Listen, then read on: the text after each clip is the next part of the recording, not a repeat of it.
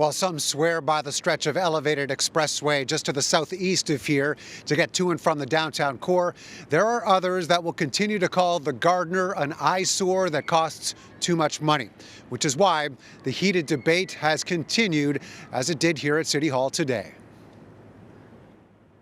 We had a full, very in-depth environmental assessment, and it's time to move forward now.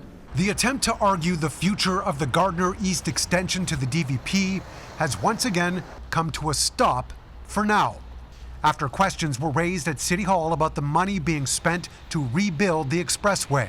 Since 2016, the portion from Jarvis to Cherry Street has been fixed up, while the remaining portion is to be essentially moved further north in what is being called a hybrid option for the roadway, all for hundreds of millions of dollars.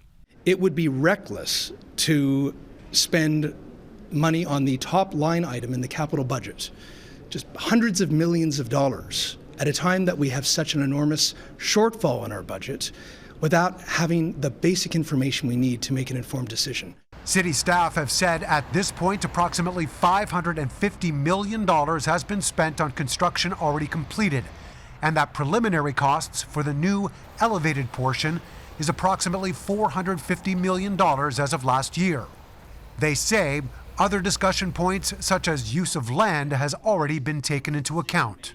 It's a very complex problem, but I do think that where we are right now, the hybrid 3 option that we're moving forward on actually has considered many of the concerns that people have brought to the table today. And yet, those representing multiple community and advocacy groups contend that even if the matter has closed again, they plan to raise it as a potential election issue during the upcoming race for mayor.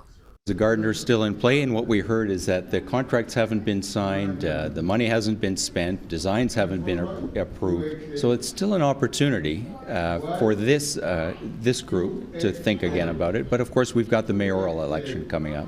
And the mayoral election is another opportunity for us to debate this issue in depth. After more than a decade of work and hundreds of millions of dollars spent since the Gardiner decision, some are clearly ready to move on with what's left to do. I think that council is tired of reopening debates and moving back and forth, and we've seen that there is a very large amount of money that has already been spent on the preferred alternative and on moving forward, and so I think that's where we're all going to continue moving.